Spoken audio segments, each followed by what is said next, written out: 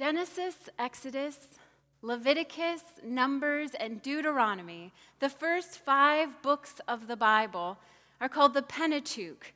And here is a very quick summary. Genesis has origin stories of the ancient Israelites. They tell the stories after the creation of the world about the patriarchs, Abraham, Isaac, and Jacob.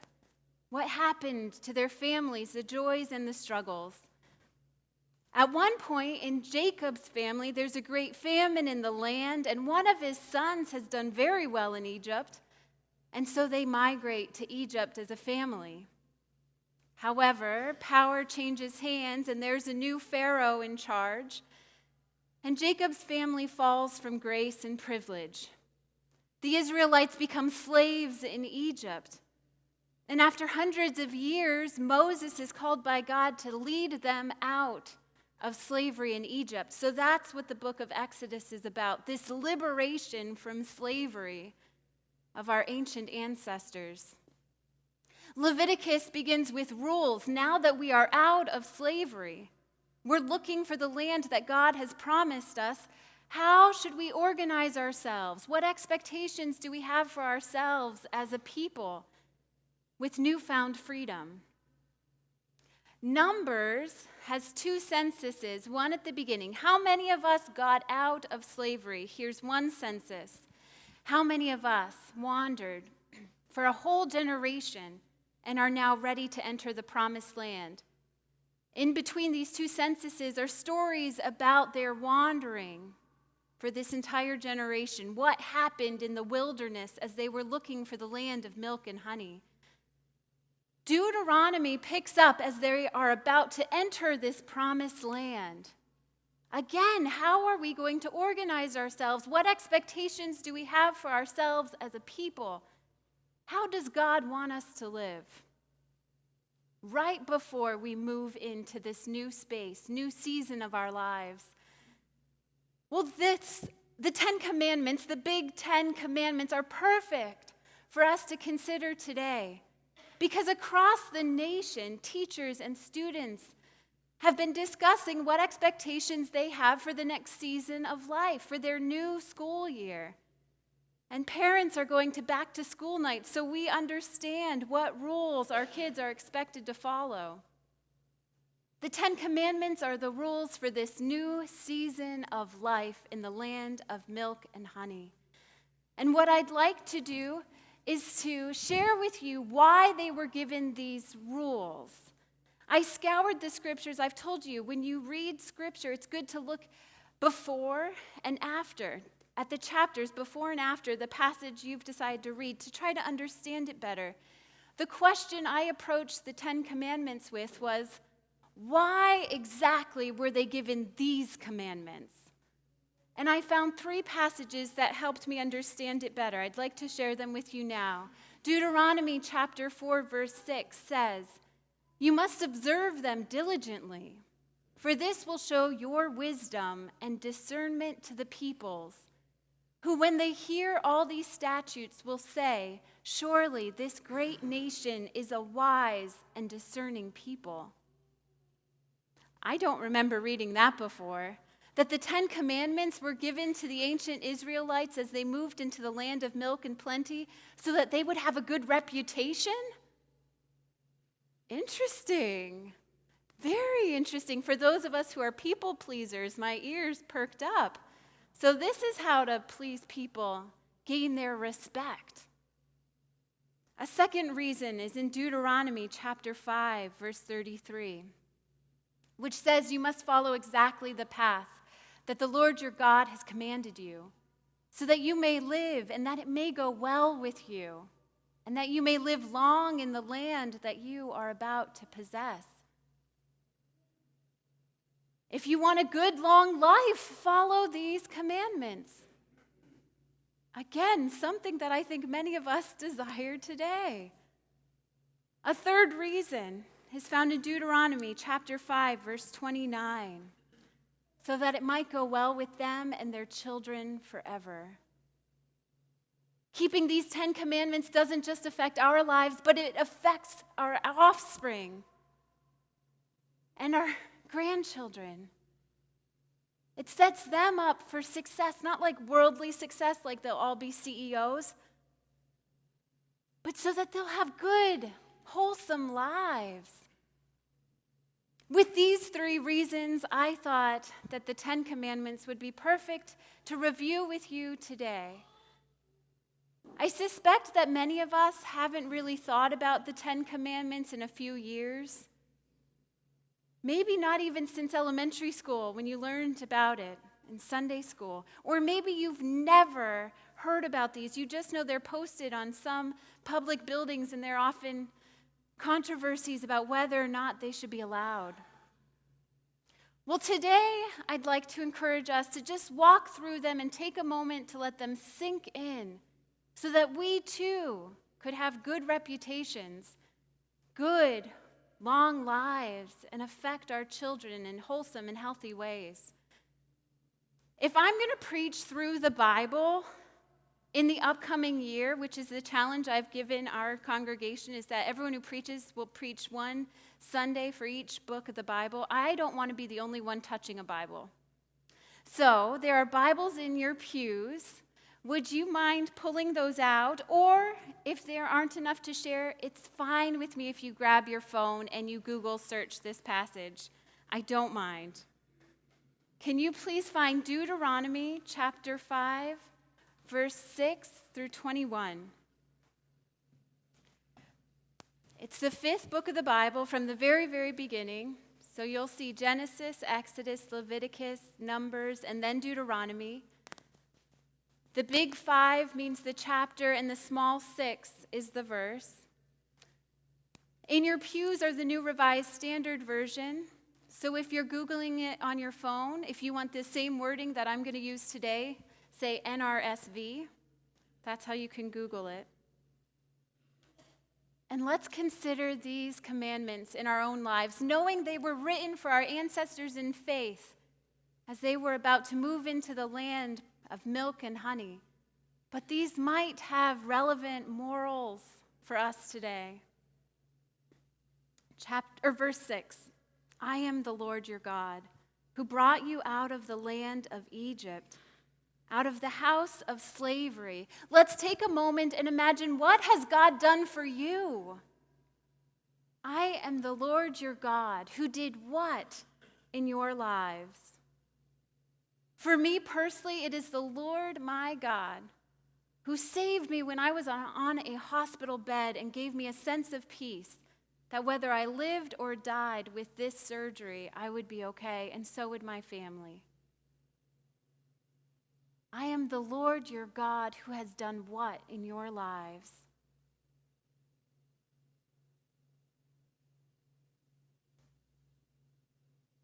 You shall have no other God before me. As we remember the things God has personally done for us, absolutely, we don't want any other God. We are willing to honor and glorify you. Verse 8, you shall not make for yourself an idol, whether in the form of anything that is in heaven or above, or that is on earth beneath, or that is in the water underneath the earth. You shall not bow down to them or worship them. For I, the Lord your God, am a jealous God, punishing children for the iniquity of parents to the 3rd and 4th generation of those who reject me, but showing steadfast love to the 1000th generation of those who love me and keep my commandments. To me, I get this little feeling of fear. I don't want God to punish my children for something I do. But think about it, all the ways that God has worked in wonderful and mysterious ways in your life. If you were to turn your back on that God and worship something else, whether it's money, all you want is money, or focus is on money or power, why wouldn't God be jealous? You're not remembering how good I am, what I've done for you and your family. Verse 11, you shall not make wrongful use of the name the Lord your God, for the Lord will not acquit anyone who misuses his name. So this means that when, we stub our foot, many times words slip out. There are many words you can choose from Just don't say Jesus Christ. Don't say God. That's misusing God's name. Imagine how frustrated Elsa Hoffman would be if I tripped, and every time I tripped or made a mistake, I went, "Oh, Elsa Hoffman." That does not show her the respect or the love that she deserves. So we shouldn't misuse God's name either. Society does it, it's common, it's slang, but we're different. So let's try to watch our mouths and choose different words in those situations. It's not to sound goofy. Oh my goodness gracious. Just find a different word. Whatever works for you. Don't misuse God's name. The creator of the universe, the redeemer of our lives. Let's use God, Lord, Jesus as names of respect. Verse 12, observe the Sabbath day and keep it holy, as the Lord your God commanded you. 6 days you shall labor and do all your work, but the seventh is a Sabbath to the Lord your God. You shall not do any work, you or your son or your daughter, or your male or female slave, or your ox or your donkey, or any of your livestock, or the resident alien in your towns. They don't mean aliens coming from a different planet, they mean immigrants. So that your male and female slave may rest as well as you. What I remember from Sunday school is we're supposed to observe the Sabbath because God created the world in 6 days and rested on the seventh, was the story I had been told. When I studied this week, I was surprised that the reason given in Deuteronomy for observing the Sabbath is to remember that you were a slave in the land of Egypt, and the Lord your God brought you out of there with a mighty hand and an outstretched arm. Therefore, the Lord your God commanded you to keep the Sabbath day. Taking a day of rest is an opportunity for us to remember our ancestors in faith who were slaves, and to remember we are not. No one owns us. We have agency and free will. We are not slaves. And we can rest. Verse 16, honor your father and your mother as the Lord your God commanded you, so that your days may be long, and that it may go well with you in the land that the Lord your God is giving you. Now, you know my mom is a pastor. She loved this verse, as I imagine many of parents do. But she used to look at me and say, remember to honor your mother so your days are long and I don't kill you. There might be some truth behind that. Back when, in ancient times, or perhaps even today as we watch the news, it's important to honor and respect the ones who are raising us. We shouldn't use this as a threat against our kids, but it's important that they respect us when we have their best interests at heart. Verse 17, you shall not murder. You shall not murder. Thank you all for not murdering. Okay, this is important, right? I mean, if no one says do not murder, there would be a lot more tragedies than there are right now. Verse 18, neither shall you commit adultery. Honor the marriages you have and the marriages other people have. Don't get between them. Verse 19, neither shall you steal. Verse 20, neither shall you bear false witness against your neighbor. Don't lie. If we remember, these were given to us so we'd have good reputations. If we're trustworthy and truth tellers, we'll have good reputations. Verse 21, neither shall you covet your neighbor's wife. Neither shall you desire your neighbor's house or field or male or female slave or ox or donkey or anything that belongs to your neighbor. Don't be envious of what other people have. If you're not envious, then you won't be tempted to steal. You won't be tempted to commit adultery. Just appreciate what you have. These 10 commandments, the big 10 commandments, have been meaningful and important to Jews and Christians for thousands of years. And if we're going to preach through the Bible, it's important to pay some attention to these big 10. As Christians, I also wanted to bring a perspective Jesus brought.